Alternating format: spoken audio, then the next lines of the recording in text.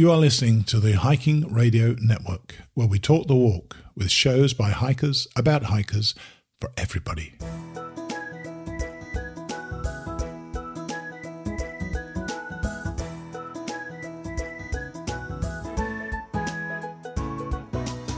Mighty Blue on the Appalachian Trail, the ultimate midlife crisis. Join Steve and his guests every week as he staggers from Georgia to Maine.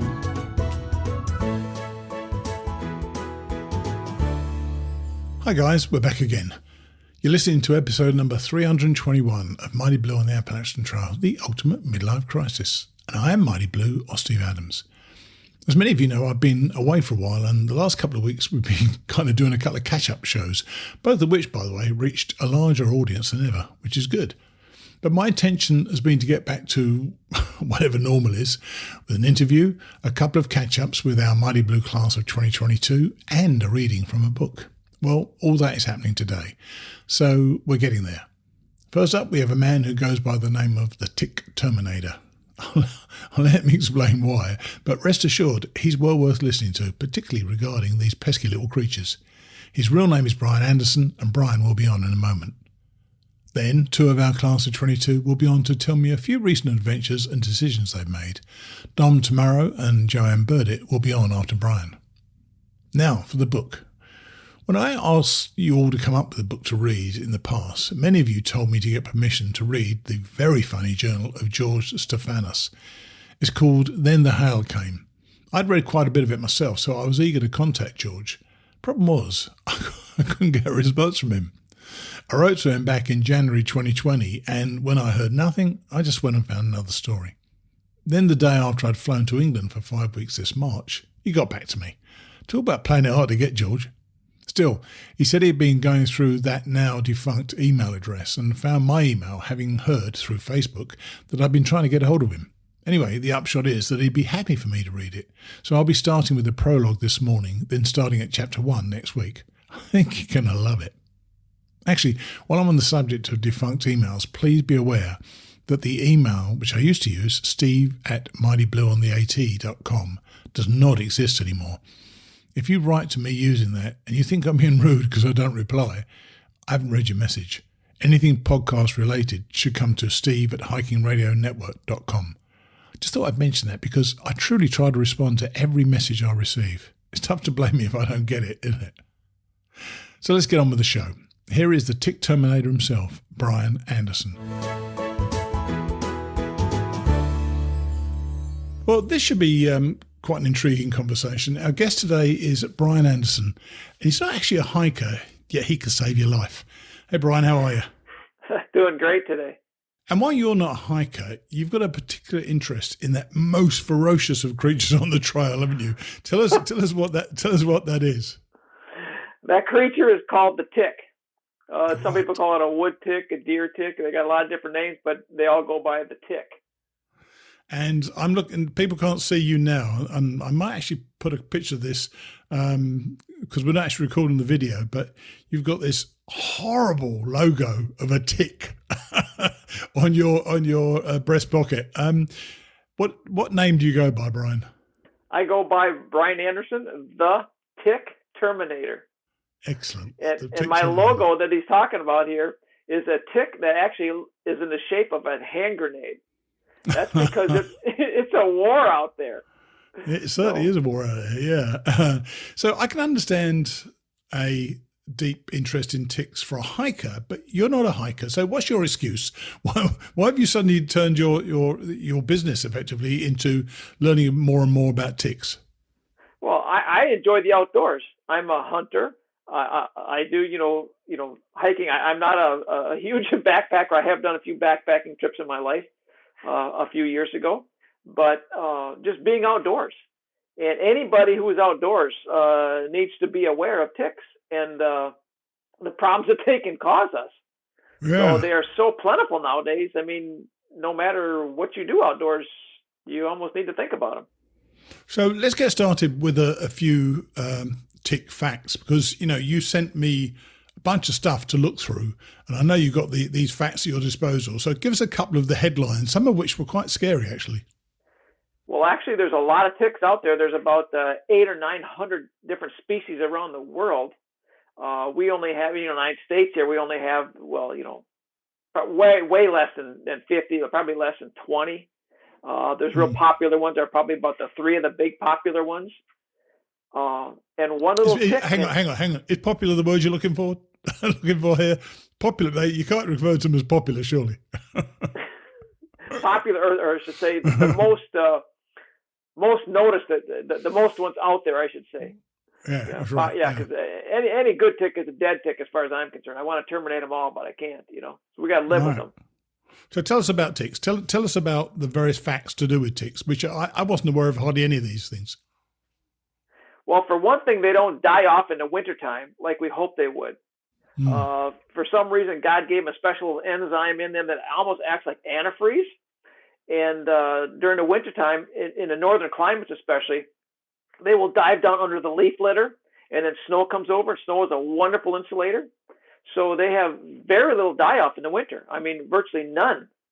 So they really hang in there, a lot. I mean, they dive down there in the fall, come out in the spring. In the south, there's parts of the south part of America where they don't really do that because it's warm enough for them. 32 degrees is the approximate temperature where I tell people they kind of come and go in those temperatures, about 32 degrees. Yeah, that was a big surprise to me.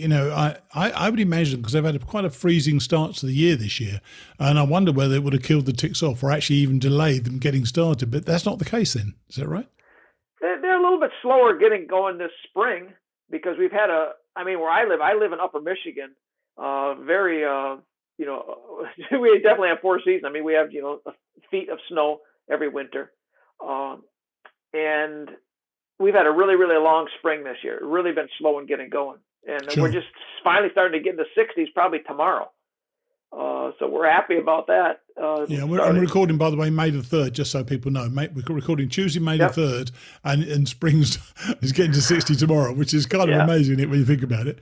I know. We just lost our snow like a couple of weeks ago, or less than that even.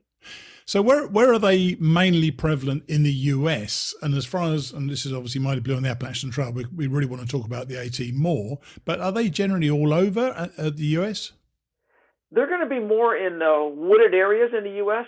I mean, in a deserty area, they're not going to be as much, right? Because they need, a vegetation for them to get on, to get their prey, their hosts, whether that's an animal or us. Right. So I mean, they're very much so. I mean, the worst parts of the country are, if you could draw a line about in the middle of it, say cut it in half. The eastern half is going to have way more than the western half. Let's say that. Oh, right. And that's definitely the AT. That's yeah. We're definitely looking at the AT then. So, how many numbers are there? If you say any one year on the AT, I mean, do you know numbers, or is there any estimate of numbers of ticks around? I don't know numbers of ticks. I know numbers of Lyme disease cases, and I'll tell you that. Yeah, do that. People don't realize that the upper New England area, which encompasses, you got Massachusetts, you've got above Massachusetts, you got Maine, Mount Katahdin, of course, and my brothers live up there in Maine, and then you have right next to it, you have New Hampshire, Vermont, and New York. Under New York, you've got Pennsylvania, and then underneath Massachusetts, you've got Connecticut, Rhode Island. We'll draw a big circle around there. We'll call that all New England. Okay, sure. That is the worst area in the country for Lyme disease. During the last 25 years, they've seen like a 300% increase in Lyme cases. All right. Wow. Is that because people are tracking it more, or they understand it more, or there is just a growth of ticks around there now? It's a lot of different things. Mm-hmm. Some are just what you said right there, too. They could be doing more growth. I mean, in the mid-'70s, there was this strange arthritic condition found amongst some adolescent kids in this town in Connecticut. And some mothers there were really, really persistent at trying to find a cure and a reason for this and exactly what it was. And when they are finally getting zeroed in on it, they said, well, what are we going to call this? So they named it after the town. It's called Lyme, Connecticut. So that's where the name Lyme disease comes into play. So it's probably been around way before that, maybe hundreds of years, but it's really progressed a lot in the decades since then. Sure. But you say it's not getting any better, is it? This is No, the number. no. So the numbers, are they growing exponentially or progressive? I don't even know what the alternative word is. Are they growing progressively? They're definitely growing a lot. I mean, there's numerous different things. We have people who are living more in rural areas. Okay, they're more susceptible to them. You have wildlife like deer that are going to carry them around. Birds are going to carry them around, and they very well adapt to a lot of different environments. And they they know how to multiply then too. So carrying Lyme disease, it isn't, because I always thought it was just deer ticks, but it's not just deer ticks. Who else carries these ticks then? Well, deer ticks get the most notoriety for carrying Lyme disease. Sure. They are absolutely, probably like 99% of them. I have heard a little bit where a Lone Star tick, which is a tick with a little white dot on its back, I've heard a couple people that have gotten Lyme disease from that, but by far, without question, the deer tick is the one that carries most of the Lyme. Now, they can carry more than just Lyme disease. They can carry disease like ehrlichiosis, babesiosis, tularemia, racemother spotted fever, alpha-Gale syndrome, numerous different other diseases, all at the same time even. So they may look like Bambi, but you really want to stay away from them as much as possible, don't you, really? Right. And the thing with the AT is a big part of that is in the worst deer tick area where the most Lyme disease is. So it's a real caution to the backpackers out there. And just as a slight aside here, is it deers or do moose carry them as well? It's more of the deer. Okay. Now, it's funny you would bring up moose. I don't know if you heard about that, but up in Vermont, New Hampshire, and Maine, where there's a lot bigger moose population probably than south of there, they have what they call it's called a winter tick that is just devastating on the moose population up there. Wow. And these winter ticks, thank goodness they don't get on humans hardly at all, but they get on high brush where moose will brush up against that vegetation. And the bad thing about the winter ticks is they just congregate by the hundreds. And when they get on a moose, they spend their whole life on a moose. Unlike a typical deer tick that that has one meal on a person or animal, then they get off. Then the next year, another meal. But a deer tick will get on, let's say, in September. So they'll molt into their next series from an egg. Let's say, I should say, it's from a larva to a nymph to an adult, all within the whole winter season on a moose. Wow. And what happens is the moose end up getting thousands of these ticks on them and drives them crazy. I mean, just miserable. So what happens is they try to get the ticks off, but they can't groom themselves, like a cat can. Sure. So they try rubbing themselves up against trees and anything like that, and they end up taking their outer fur off, so they're down to their white fur. So sometimes they're referred to as ghost moose because they look kind of ghostly. And they're losing lots of their calves up there. I mean, it's really affecting their moose population. You'd never think. I mean, a little tiny tick, that can just be devastating on a huge animal like a moose. There's no question they are the most dangerous animal on the trail generally. And you haven't been doing this for much more than about 10 years. What got you into it in the first place? Was it a personal reason, or did you get Lyme, or somebody you know got Lyme? No, I never got Lyme myself. I know a lot of people that have had it. One of my good friends had it several years ago, right about the time I was investigating them, because my wife obviously just hates them with a passion, like we all do. She has long, dark brown hair. And, brown ticks and brown hair is hard to see.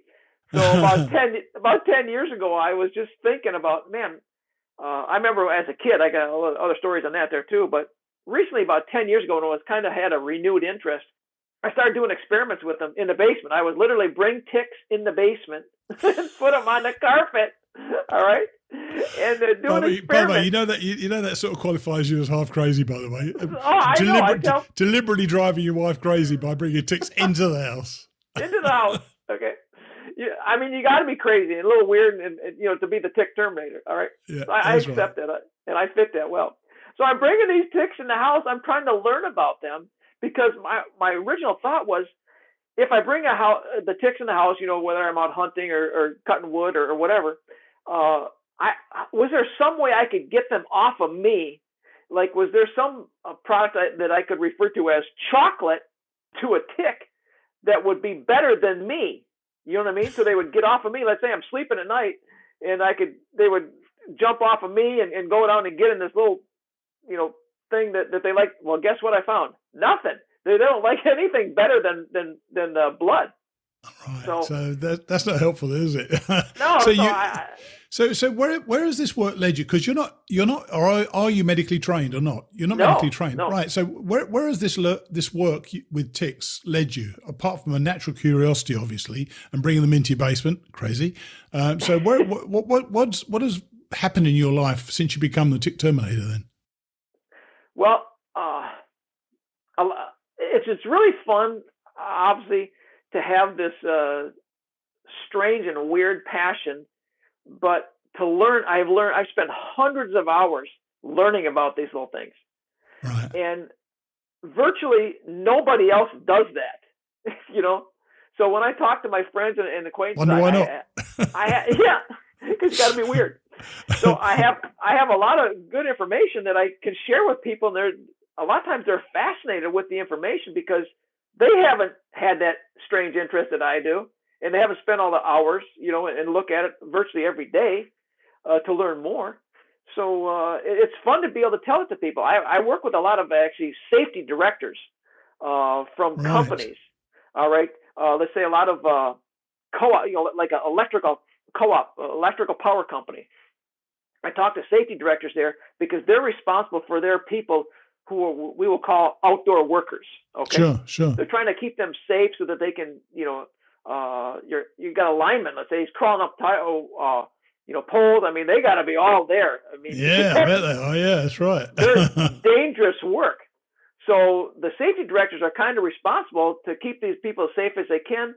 So when I start talking to them about ticks and prevention and some of my ideas that I've learned, they think, wow, they literally thank me a lot of times when I'm done with a conversation with them because they've never heard that before from anybody. I've got to tell you, Brian, that before I went on the trail, before I saw ticks, I did catch 5 on me at one time in Philadelphia, Pennsylvania.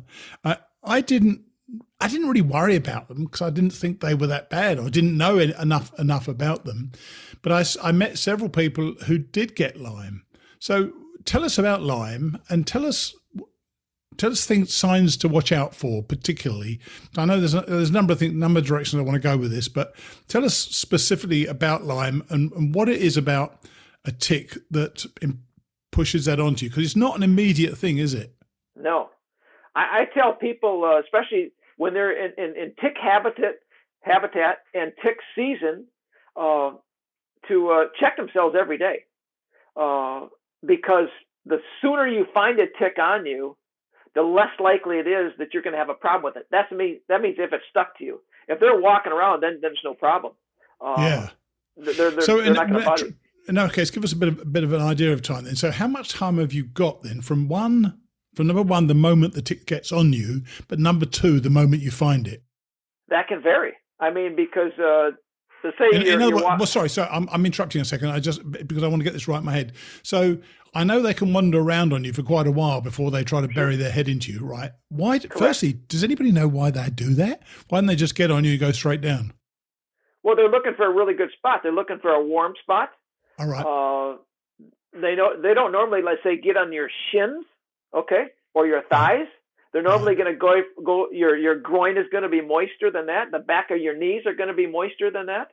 Where they're going to go to around your ears, around your hairline.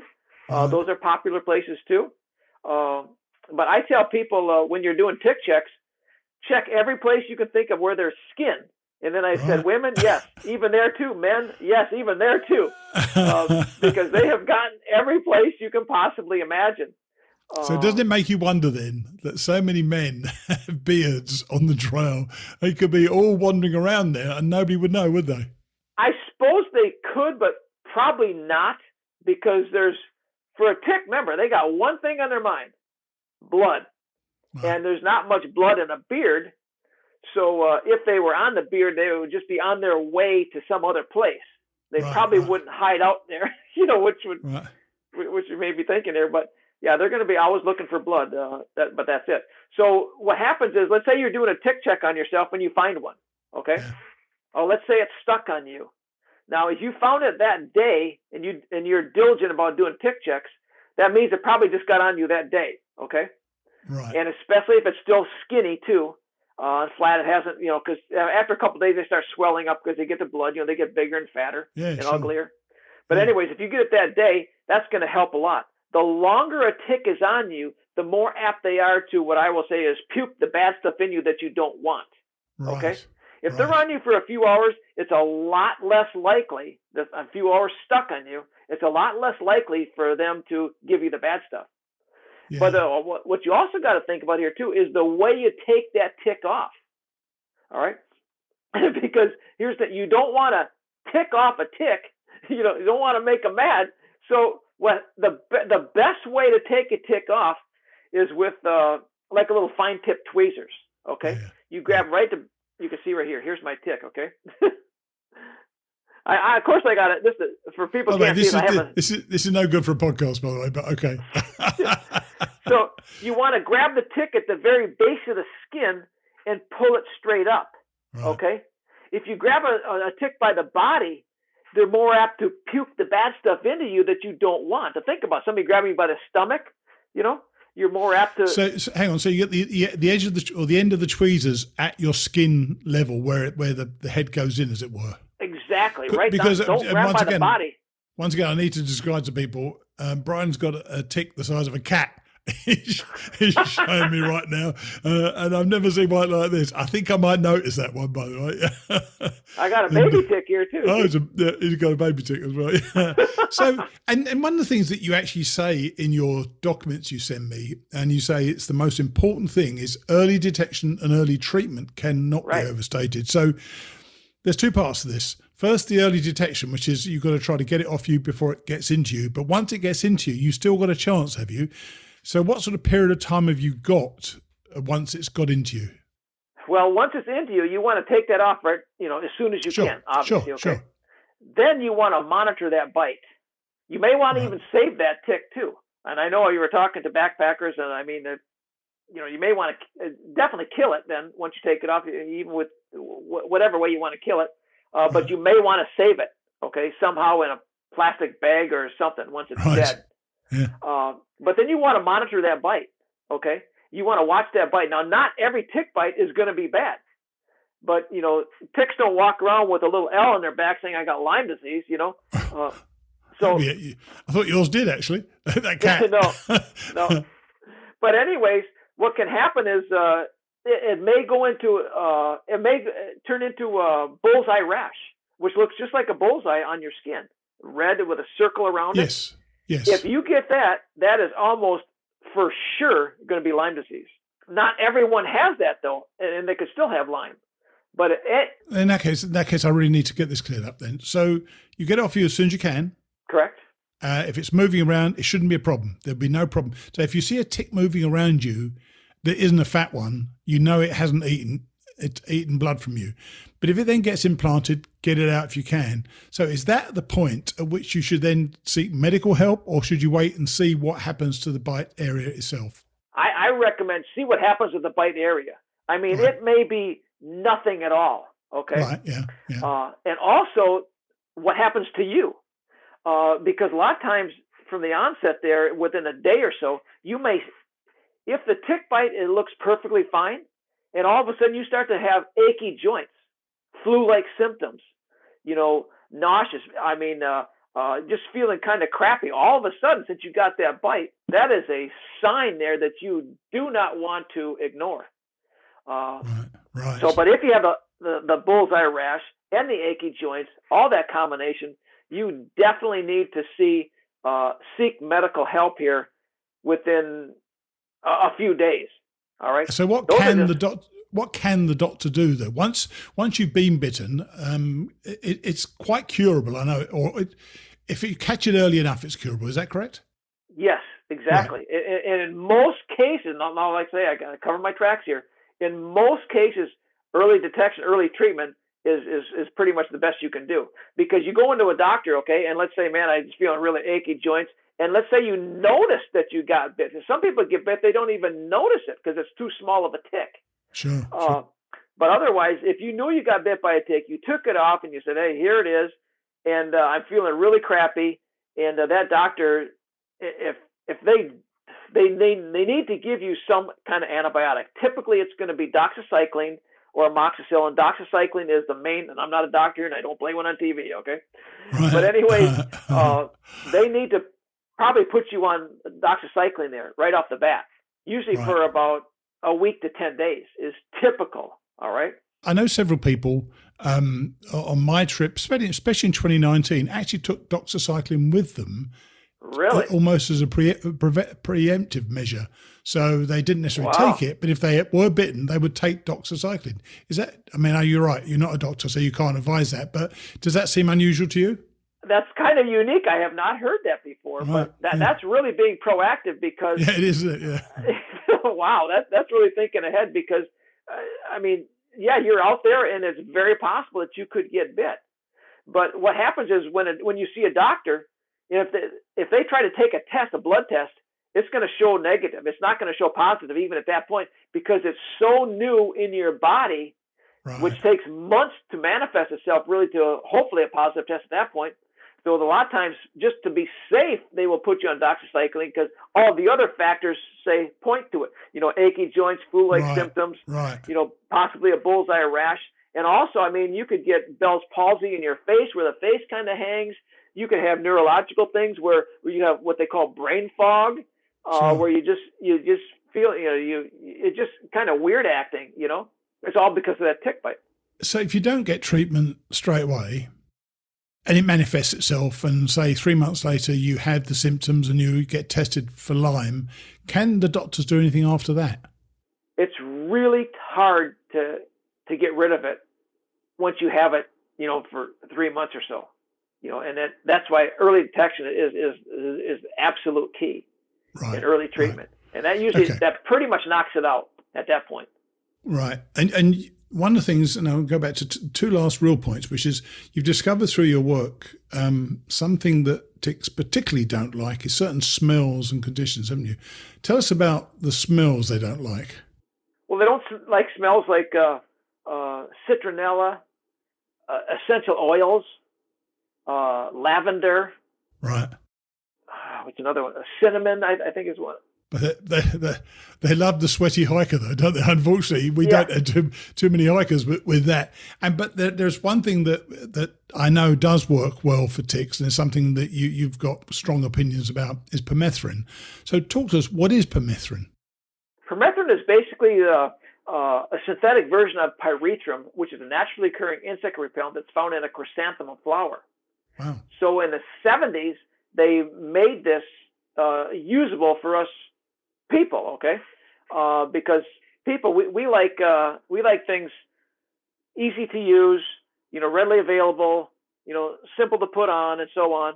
And that's what they did in 73, where they made permethrin in actually four different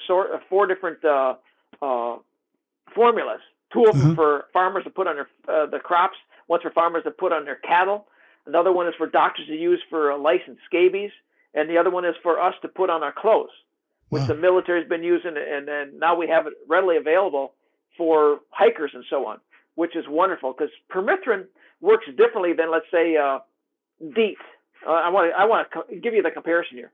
Yeah. DEET, the smell, the scent, the aroma from DEET is what a mosquito smells. The little antennas in his head as they're coming close to you, and it tells those antennas that there's no blood there, so then they fly off. Right. Now, the way permethrin works is different because permethrin is sprayed on clothes and gear, and I tell backfires, spray it on your tent and all kinds of backpack and all your clothes, shoes, socks, you know, your head to toe. Spray it on everything. But the cool thing about it, then it sticks to that fabric, all right? And it can stay there for a long time and still remain effective. So when a tick is crawling up, let's say, your pants, every step they take, they notice that permethrin on there. And it feels like an electric grid to them. They call it a contact repellent. That means they don't notice it until they come in contact with it because there's no smell to it when it dries. Now, I had a black fly land on my thigh a couple years ago. And, of course, my jeans, and, of course, they were treated with permethrin. I was out at my mom's in the woods. And to me, man, it was sheer entertainment. I'm watching this black fly high-stepping it, dancing around on my thigh. And if it could talk, it would say, "What the heck did I just land on here, man? This stuff is crazy." It never felt anything like that before, because to a tick, it feels like an electric grid. The same thing to a black fly, and eventually it flew off, and I say, "Cha-ching! I won." You know, it didn't bite me. And a tick does the same thing. Now, a tick, let's say, it gets on at your ankle, starts crawling up your pants, and by the time they get to your belt line, they've been on there for probably a good minute, because they're kind of slow. You know, they can't run up there. They're going to crawl up there. And every step they're taking is driving their nervous system crazy, like I said, and it's beginning to work on their body. And if they're on you sometimes for more than a minute or so, it's going to eventually do them in. I mean, sometimes they die and fall off, and sometimes they fall off and die. But if they're on you for at least a minute, it's going to eventually do them in. I've been told that, and I've watched them actually fall off me before. Wow. So wow. It's an amazing, cool product. I love it. Now, something that when we spoke before, I wasn't sure I understood what you said, because I know that a lot of people permethrin their clothes. Sometimes they send them away to a company to permethrin them, and they say they'll last for a certain number of washes and so on. But you said to me, it all depends on how much permethrin you use. Is that right? And it will last for a whole 6 months. Correct. Yeah. I'm very fortunate because I work with a company. I'm their rep for the whole United States. Sure. I work with outdoor workers and outdoor people, hunters and backpackers, and exactly what we're talking about here today. It's a permethrin concentrate. It's the only one on the market where the customer decides how long it's going to last. Nice. If they comes with a concentrate, and they dump some of that concentrate in the 32-ounce bottle that comes with it and fill it with water. If they put a little bit in there, it'll last a little while, let's say 3 weeks. Sure. You put more in there, it'll last 6 weeks, 9 weeks, 12 weeks, up to 24 weeks. So for a backpacker, they're thinking, man, this is great. Let's say I'm going on a through hike, for several months. They could treat all their clothes and gear and everything and be done with it. They wouldn't have to think about, hey, another month I'm going to have to, give it another dose. And no matter the number of washes, that it will still stay on. Oh, yeah. Right? Yeah, that's like 24 washes in 24 weeks, or 6 weeks, 6 washes, 9 weeks, 9 washes, 12 weeks, 12 washes, however they... Interesting. So what it's doing, it's giving it more permethrin on the clothes so they'll have a better lasting power. So obviously permethrin is a critical part of any hiker's preparation. But what are other precautions that people should take as they head out there? Because now, as you say, it's going to be 60 degrees tomorrow on May the 4th. It's going to be then. So what precautions should people be taking about ticks? Well, if they can, stay on paths, that are already worn, because ticks need vegetation. They need grass and low-lying brush. Sure. To get on us. They're not going to be on the dirt. They're not going to be on rocks. Rocks would be too hot for them. They sit on that low-lying vegetation like a piece of grass, and they just wait for some unsuspecting passerby to come on and jump on us. I mean, they're rude. They don't ask permission. They just jump on us and start looking for blood on us, So that's what happens. So if you can stay away from that brush, the less likely you're going to be to get a tick on you. But I mean, we're talking to backpackers here, of course. Yeah, it's tough. I mean, that's tough. Yeah. So what are the more practical? Because you're going to touch grasses all the way through the trail. Yeah. So what are the checking practical yourself, deterrents? Yeah. Checking yourself. If obviously most people don't backpack alone, but if you're backpacking with somebody else, be looking on let's say their legs if you're walking behind them. And if you notice a tick, take it off, Sure. Even under the best of circumstances, all the permethrin and DEET that somebody uses, for their skin, permethrin for clothes, DEET for skin, sometimes a tick can still get through that. But it's going to cut down the likelihood and the options of it drastically. You're giving yourself a better shot. And and the list of things that I've got on this list that you sent me was that you could treat gators, which is a pretty cool idea. You've mentioned light colours. Why light colours? Is that because they're easy to be seen? Okay, you can see a brown tick better. That makes sense then, yeah. Tuck your pants into your socks, I presume that is. Tape, lint rollers, full-length mirrors. Not too many of us have got full-length mirrors with us on the trail. Maybe when we stop at a hostel, but yeah, that's not going to work. Yeah. And I know you have a website where you've gathered this information. Would you like to tell everybody where they can learn a bit more about it? Pretty simple. The Tick Terminator. TheTickTerminator.com. Yep. Okay. Well, I'll put that in the show notes anyway. And you normally close your presentations with a little poem, I understand. Yeah. Right. You got the mic. Go for it. Okay. Here it is. I hate them little suckers. I want to terminate them all. So I do a Permethrin and love to watch them fall. From head to toe, I spray the stuff. My shoes, socks, clothes, and hats, because it works on more than ticks, like skeeters, chiggers, and even gnats. So I ask you, if you're listening, to keep away from Lyme, get started with Permethrin, and now is the perfect time. Excellent. Thank you. I think you're our first poem, so well done with that. No, I appreciate you coming on the show, Brian, and making it such fun and informative for people, because I think it is an important thing. I know it is. I sort of met people who had it, and I know a good friend of mine who's listened to one of my very first listeners on this show. He's had it for 15 years, and it's a real mission for him sometimes. It's so awful. Thanks for sharing that, and I appreciate you talking to us, and hopefully we'll catch up again soon sometime. Thank you. Cheers then. Bye. Now, I'm sure he won't mind me saying so. In fact, he'll probably see it as a badge of honour, but that bloke is a nerd when it comes to ticks, isn't he? Bringing ticks into your house to study their behaviour is a little bit nerdy, you must admit. I mean, I think we've all heard many of Brian's points in various places, yet bringing them all together in this chat may just save someone from a life with Lyme. If that's all we achieve, then I'm sure that Brian will be very happy. I've added his website to the show notes, as well as a couple of interesting pictures. Check them out. Now, the Mighty Blue class of 2022. And this week, we're starting off with Dom Tammaro. Here's Dom. So, we're catching up again. This time, we're with Dom Tammaro. Hey, Dom, how are you? Good, Steve. How are you? I'm good. And I can actually see you look like you've lost weight already. So this is either exhausting you, or you've got a really good filter on your camera. No, when I went home, when I injured my leg, I had lost about 11 pounds. Because overall my hiking has been probably just shy of a month's worth. So I'm probably a little bit down further from that. Right. And how are you feeling? You feeling good? I'm feeling good. My leg is feeling good. My foot that was giving me some pain, that's feeling good. I'm feeling a little bit stronger going on the uphills. I find that I can go longer before I have to stop and catch my breath. Yes. So I remember that very well. Oh my gosh. Every 20 hours originally. We were having a discussion as to what the right approach is, to go slow enough so that you don't have to stop, or to go at a pace that you're comfortable at and then stop when you need to. I've described it as high intensity interval training for me, because for me, it's an investment in my impending fitness for the your for impending the fitness, like it. Yeah. Yes. But you know what?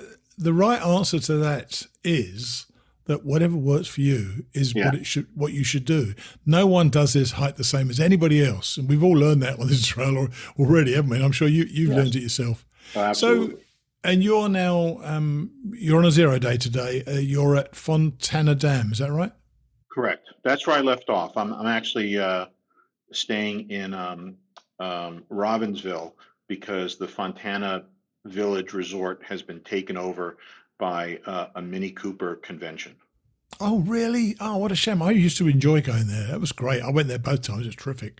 I ate copious amounts of food as well. I don't seem to remember both times. But I kind of do that all the time. Now, you sent me a text. Something has happened to you. And I've never heard of this before, so I think this is quite an interesting one. You've had a bit of a run-in with a fellow trail traveller, haven't you? Oh, yeah. So I had a rattlesnake lunge at me. Wow. And, as a slow hiker, I never ever have to worry about being the first one down the trail because people always pass me. And so I had a long day of hiking. I was up on the Westerwald observation tower, which is Sure. just wonderful. Yes. And I then stayed at the Westerwald shelter. And so I got to the shelter. I was the first one there. I wasn't sure if I was going to tent or use a shelter, but the water source was down on the other side of the AT, down a steep incline. And Steve, it was steep. B, the trail looked like it was hardly ever used, and it went on forever. I mean, it was so long. There were switchbacks, and I couldn't hear any babbling brook or any evidence that water was getting closer. So Right. I was just about, and it was overgrown, and it was on the side of a steep ravine. And as I'm walking, I suddenly hear what sounds like a cicada. Yes. And now I know what a cicada sounds like. This was a little bit different, but that was the closest thing I had to It was a pissed off cicada, was it? Oh, it was. Yes, it was. And it sounded like it was coming right from next to the trail, which in fact it was. So I did what you're absolutely not supposed to do, is I stopped to get my bearings to try to figure out what that was. Sure. At which point, out of my peripheral vision on the right, the side of the trail sloped down precipitously, and on the left, the trail then went the side of the trail went up an incline. And as soon as I stopped, a rattlesnake leapt out to try to bite me. Wow. How far away was it from you? It was 2 or 3 feet, but maybe 3 feet. But because it had to work, this is my theory. Because it had to work against gravity, because it was down low, Right. it didn't reach me. It failed to reach me by about a foot. Wow. That's something. So, do you know what? What if it got you? Especially you said you didn't hear anything and that you were the first one there. You could have been in real trouble if it got you, couldn't you? I didn't realize it until, I immediately went into problem solving mode. But in retrospect, this could have been at best, hike ending, causing an infection, or at worst, limb threatening, hike ending, life threatening. Yes. Has it made you? Now, I know that whenever I saw a snake, and I jumped whenever I saw any snake at all, I was bloody terrified of them the whole time. So, but when I wanted to see them, but I never was worried about them too much. How's it made you feel in terms of going forward? Well, at times I've listened to some music or podcasts. I don't listen to anything now except what's around me. That's I think that's good advice to anybody. I didn't have headphones on for a long time until I was driving myself crazy in my own mind. But you should be listening to what's going on around you, shouldn't you? Absolutely. And I have these headphones that use bone conduction, so I can hear what's going on around me. But I don't even want the distraction. I use them at night. Right. Yeah, that's a good time for it as well. Yeah. So, well, and you said in the text to me that you said the National Forest Service guided you by cell on how to safely get past it. So that was after he'd lunged at you, I presume. Yeah. He was going nowhere, and you still needed your water. So what happened? What happened? Well, what I should have done is when I realized what happened and saw the snake come at me, I should have backed the way I'd come. Yeah. But that's, of course, not what I did. I moved forward, putting the snake in between me and my campsite. Oh, dear me. So the snake didn't move. I moved away, and I didn't know what to do. I didn't want to give it a second chance bite at the apple, so to speak. Yeah. So I did what any guy from the city would do. I called the Appalachian Trail Conservancy. I had my phone. I had cell service. And I needed someone for advice because I didn't know if it was going to be a bonehead thing to try to go buy this snake again, give it a second chance. But I didn't know what else to do. So I called them, and they didn't know what to do. What they said is they said, you should call 911 because we can't figure out who to route you to because we can't precisely identify where you are. Wow. So I called 911 and feeling like an idiot. What's your emergency, please? They said, are you bitten? And I said, no, I want to keep from being bitten. And I said, so they didn't appear to be able to offer me any guidance. So I said, this is a National Forest Service. This is a Nantahala National Forest. I said, you think you could send me to them and maybe they'll have someone to tell me what to do? I mean, if they didn't give me any advice, I was going to try to do what they eventually advised me to do. So, but they said, oh, sure, we can transfer you over. And so they transferred me over to talk to someone at the National Forest Service. And the guy it's called said, passing okay, the buck, by the way. It's called passing the buck. At this point, I talked to someone who knew. He said, it sounds like a timber rattler. They're not usually so easily provoked. Did you do anything to provoke it? I told the story. He says, well, okay, you stopped right next to it, so it thought you were going to attack it. And so he advised me to try, I could give it maybe a couple more feet of distance, but Yes. I'd be climbing up this slope, and I could easily have slipped and fallen down into the snake. But Oh, God. but anyway, he says, try to give it as much space as you can. Walk by at a normal pace. Don't stop. Don't run. Don't make any sudden moves. And that's what I did. Wow. And Good for you, man. rattled the whole time I was by. And I can't tell you, first of all, what a relief it was to get by this snake. I bet it was. By the way, without any water, I presume. You didn't. No. You'd given up on the water, hadn't you, by then? I'd given up on the water. There was there was a pipe spring about a mile back on the AT before I got to the Western Bald. Right. And but I didn't want to carry 3 liters of water with me for a mile, so I passed that up. I immediately. It didn't seem so far once I got back. Up there. Oh dear me, that doesn't sound a lot of fun, I tell you. But you've actually got more news because you've now got a trail name. You're no longer Dom on the trail. So yes. What are you now? So I was bestowed the name Can Do by a couple. So the background here is on my bear canister, I have a sticker commemorating. It's the seal of the United States Navy Construction Battalion, or using the initials CB, the CBs, which has a B with a hammer and a wrench and machine gun. Sure. And it was started in World War II, and my dad was in the construction battalion.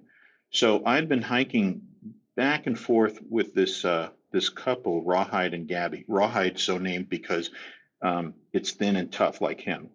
And and they saw the sticker on my bear can, and they said, "Oh, are you a CB?" And I said, "No, but my dad was." And I told them the story, and I thought it was a good way to commemorate his service. Sure. And so we talked about it, and Gabby said, "Do you have a trail name?" And I said, "Nope, not yet." She says, "Well, you have to be Can Do."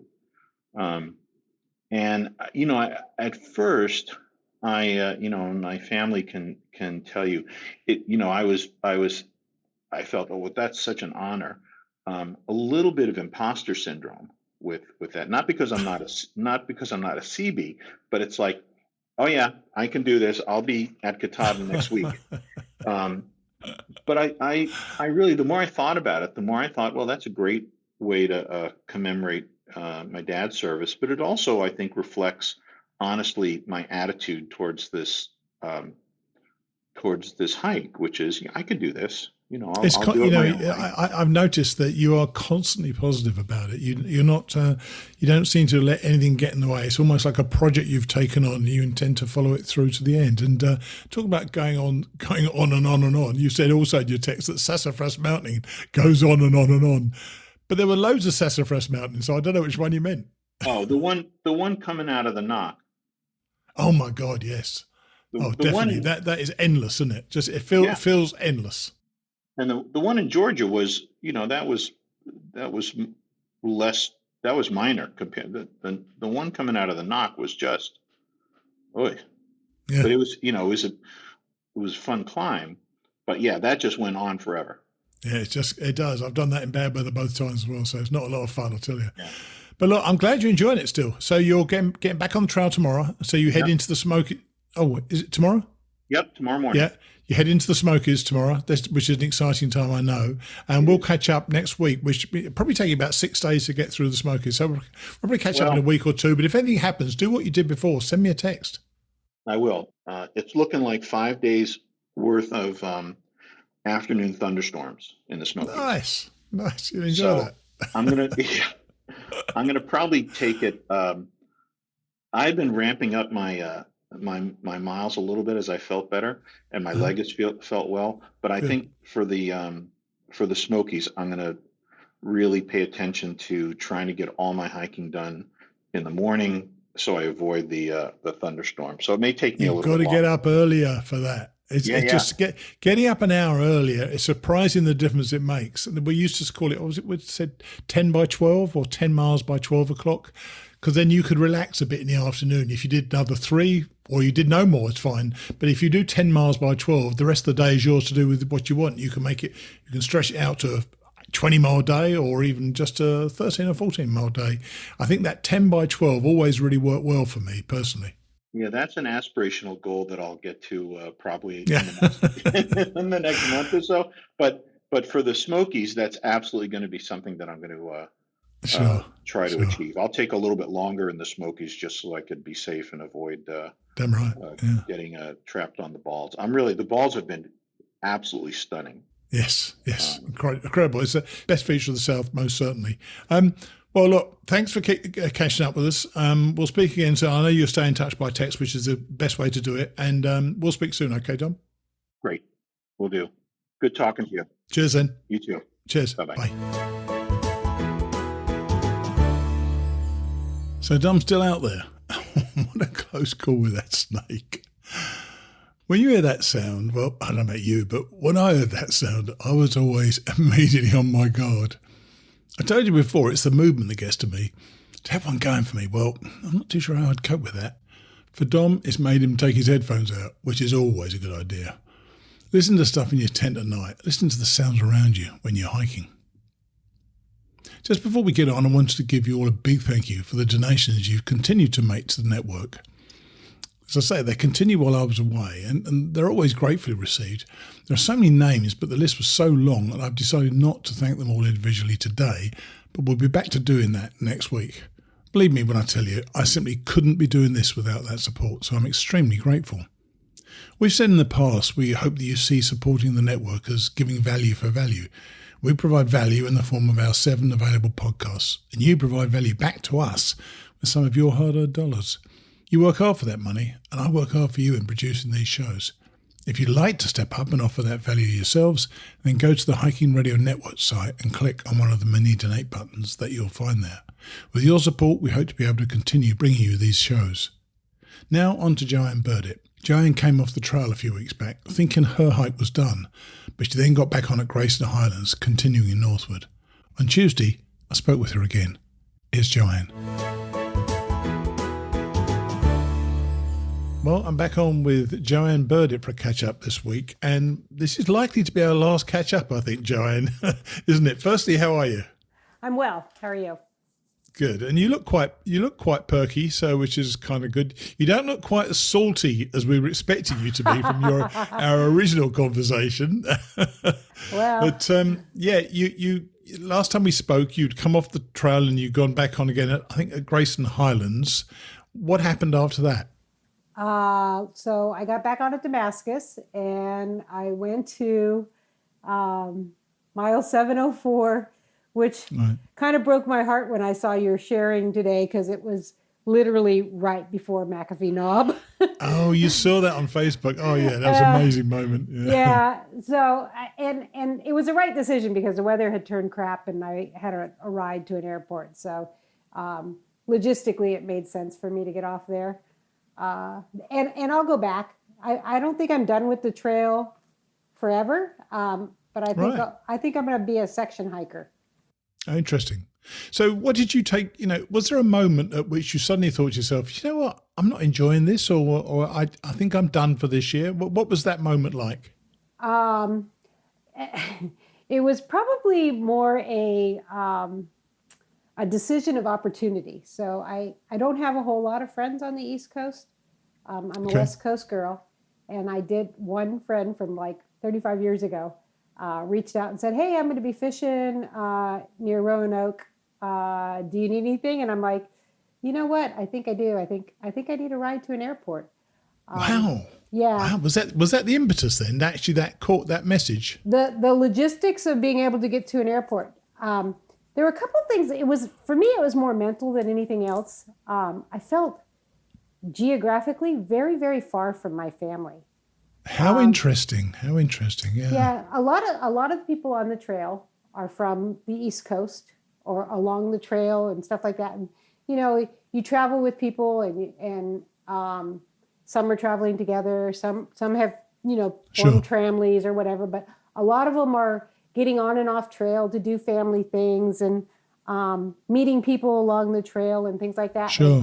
And it just made me feel so very far from my family. Wow. So it was mental. The hiking was great. Did you feel lonely on the trail? I felt lonely at night. I don't mind hiking alone. The hiking was fabulous. I absolutely loved it. We were doing 15 to 20 miles a day. It was good hiking. It was beautiful. I wasn't overly exhausted. I had my food down. All of that was good. But at one point I'm hiking along and I'm literally thinking I could disappear and really nobody would know for probably a week or so. Because I'd know. No, you wouldn't. You might figure it out after a week. But you have service and then you don't have service. And so people don't worry if they don't hear from you. And the nature of the people you're hiking with is, hike your own hike. So if you don't show up at camp, nobody's going to worry. They're going to think you stopped somewhere else. And I think mentally it just kind of freaked me out a little bit. And then the fact that the part I really like about backpacking is you hike the trail together, and at the end of the night, you get together and you have dinner and you chat and you visit. Sure. And that part was kind of missing a little bit for me. Do you think it would have been a different hike for you had you gone with a regular hiking buddy? Is that something you think you missed? Do you think that's a possibility in the future, or do you come back and did the whole thing again with somebody else? I don't think I'll ever do the whole thing again. I think I'll do section hikes. I think 2 to 3 weeks was probably pretty good. Right. I don't because you it wasn't a big thing for you whether you did it or not, was it? It wasn't desperately important to you originally, which is great, because I say Joe, and I've said this to people before. It's always surprised me how many people said they'd be devastated if they didn't finish.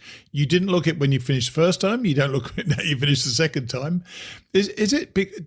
Was there a moment out there you thought, I got this, and I'm going to do this whole 2,200 miles? Was there a point you ever thought it? No, not really. And I don't know if that's a good thing or a bad thing, because if you're not overly vested in finishing, maybe that's why it's too easy to stop. But to me, it was like, are you enjoying it or not? And if you're not really enjoying it, there's so many other things to do. There's so many other trails. There's so many other places to go and see and do. And I don't think I'm done with the trail. I think I'll visit it again. I definitely am going to do McAfee Knob at some point. What was your favorite point apart from McAfee Knob, which you didn't see?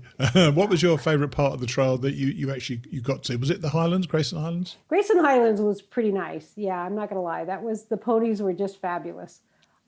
They lick your pack and they lick your arm and everything, don't they? Because of the sweat. Yep, they like that salt. You're a human salt lick for them. That's right. Yeah. And it was my birthday, so Nice. It was fun. It was an enjoyable day. We the weather was still screwed up. We came out of there and we had a day where, when we first talked, I was really worried about the rain and how I was going to do in it, and we had some rain on the first part that I did it, and it was fine. And then this time it started raining, I don't know, about 2:30 in the morning, and it was pouring. And we packed up wet, and we got in there and turned to freezing. That's grim. Yeah. Well, it was, you know what? This is the thing. And it turned to freezing rain, and it was a cold day. And that was the day that we hiked into Quarterway Inn. And it was not horrible. Like, that was my biggest fear. And it wasn't bad. It was totally manageable. The hiking was fine. It was nice that we were in a hostel that night, because the next morning we got up and it was snowing. So we hiked the whole day again. Really? So the Quarterway Inn, it was snowing. Oh my gosh. Yeah, that next awful. morning it started snowing. But you know what? It was like, we got to go. We went to, there's a new hostel about 15 miles away called Burke's Garden that's just opening. Oh, actually, sorry, I say yes. As soon as you said Burke's Garden, I know that beautiful spot. I didn't know there was a new hostel there. Is that good? It is. It's going to be great. They literally are just opening. So they're still tweaking some things, but it's going to be really nice. Right. So you're not an East Coast girl, and this is an East Coast hike, and that difference obviously, I suspect, surprised you a little bit in some ways. What were the differences you saw in the type of hike that you do out west compared to this hike, the AT? A whole lot less switchbacks, more water. Right. So for me, that's kind of a trade-off. You don't have to carry as heavy of a pack with water. Yeah. But I am still surprised that the hiking didn't get to me more than it did, because I just felt stronger and stronger every day. Sure. So that was nice. It was beautiful, but. And you say it's altered your approach to future hiking. Is that just for the AT, or would you ever consider a long distance trail on the PCT? Say. Again, I don't think I'll do anything more than about 3 weeks. Okay, you know what? That's fine. You found that out, and I love it. And do you take away many positives from this journey? Oh, I loved it. I absolutely loved it. I think for me it was being alone. It was just being alone that was so hard. Right. And I know, even if you're like hiking with somebody, that's not always necessarily the right answer, because everybody hikes at a different speed. And sure. So I don't know. It was fun. You sound like you felt dislocated from your personal environment, and that must be a tough thing to be able to cope with, if it's especially if it surprised you. That wasn't one of your concerns when you first went out there. No. So yeah, it's kind of interesting. Well, look, I really appreciate you coming back on a couple of times now to talk about what happened, because I think it's illustrative for a lot of people that, however, because you sound such an accomplished hiker, you know what you're doing, and for you to suddenly realize, well, this is not for me. I think people should remember that it isn't for everybody. They think it is. They need to be aware that there's a lot of time you can spend by yourself. This thing about the whole place being crowded, yeah, it's crowded sometimes, but you can spend a lot of time by yourself, can't you? Mm-hmm. Yeah, and you can be lonely in a crowd. Yes, absolutely. We talked about the fact that I'm a little bit of an introvert, so it was difficult. It was difficult for me. I'm not going to lie. Well, I've got to tell you, I was looking forward to the salty part of you. We never eventually got that. Well, but you know what? You might have if you were on trail. That was funny. Oh, okay. Well, look, Joanne, I really appreciate you coming back on and being part of the class of 2022, and for sharing your journey with us. Thank you. Okay. Take it easy then. Bye. Bye. Do you know what? I love her spirit. She tried. She nearly went home. Spent a few weeks thinking about it and got back on trail. Then, after a few more weeks, she decided that the call from home was just too strong. She got lonely. If you could have seen her happy, smiling face as I did, you know that she made the right decision for her. As I've said before, this isn't for everybody. It's only by getting out on the trail and actually experiencing it that you'll know whether or not it's for you. The 25% completion rate isn't made up, you know. It was nice to have met Joanne. Now, to finish the show, just a taster of George Stephanos' Then the Hail Came. I hope you'll enjoy it. I think you will. He's actually published it as a book now, so I'll add a link in the show notes to both his book and to his website. From next week, after this prologue, we're going to be starting from Chapter 1. I'll see you next week. Then the Hail Came. by George Stephanus. Prologue. I woke up to the sound of freight trains. One after another, they came following up from the distant mountain range to the west, circled the woods around my tent and churned off toward the eastern horizon. My tent was pitched in a small grassy clearing on the summit of Frosty Mountain in the Blue Ridge Mountains of northern Georgia. The freight trains turned out to be the wind rattling through the treetops, raging furiously across a valley, swirling around the mountain, roaring across the next valley. I lay awake for hours, listening to that lonesome, mystical sound, alone on that isolated hilltop, the end of the world, the middle of nowhere. The middle of nowhere was where I found myself in the spring of 1983. I was a habitual loser with a lifelong history of quitting every important thing I ever tried to do, just when it became difficult. I was in the worst shape of my life, 30 pounds overweight and a 2-pack-a-day smoker. I was working the graveyard shift. Hell, I was the graveyard shift at a gas station off of Interstate 95 in New Haven, Connecticut, earning just above minimum wage. In the deep, dark depression which followed my flash of self-discovery, I determined I must somehow make a change. With the wild, improbable thought that perhaps a loser and a quitter could remake himself into a fighter, could only succeed at the hardest thing he ever tried, I quit my job in late April 1983 and headed south to make my soul's last stand. I would attempt to backpack the Appalachian Trail from its beginning at Springer Mountain in northern Georgia to its end at Baxter Peak, the summit of Mount Katahdin in north-central Maine. To accomplish this feat, I would have to walk 2,138 miles in about 5 months over most of the major mountain ranges in the Appalachian chain. I spent 2 hectic weeks collecting the necessities, a lightweight tent, rain gear, and numerous small articles, all of which made a big dent in my finances.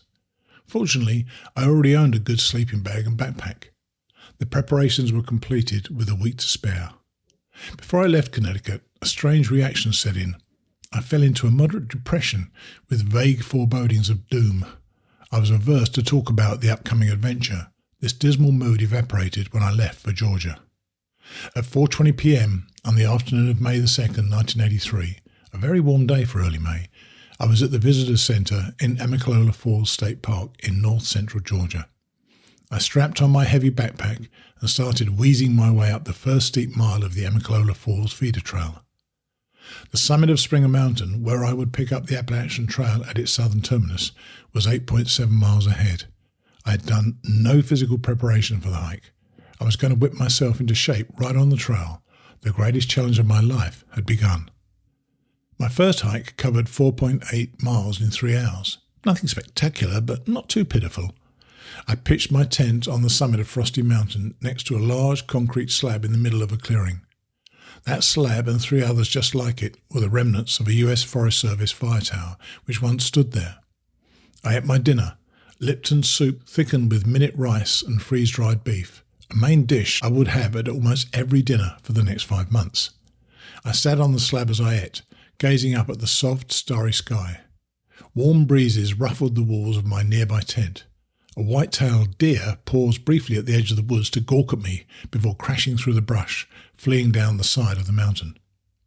I felt confident and contented that night. I could whip myself into shape in no time. I'd brought less than half a pack of cigarettes with me and more than 100 miles of trail stretched out between me and the first store. I would lose weight, quit smoking, and learn to drive myself over every obstacle thrown into my way. I was going to spend my summer drifting northward over the mountains, across the rivers, and through the small towns of America. Springer Mountain was 3.9 miles away. My official through hike would begin the next day, but the adventure began that night. I remember hearing freight trains.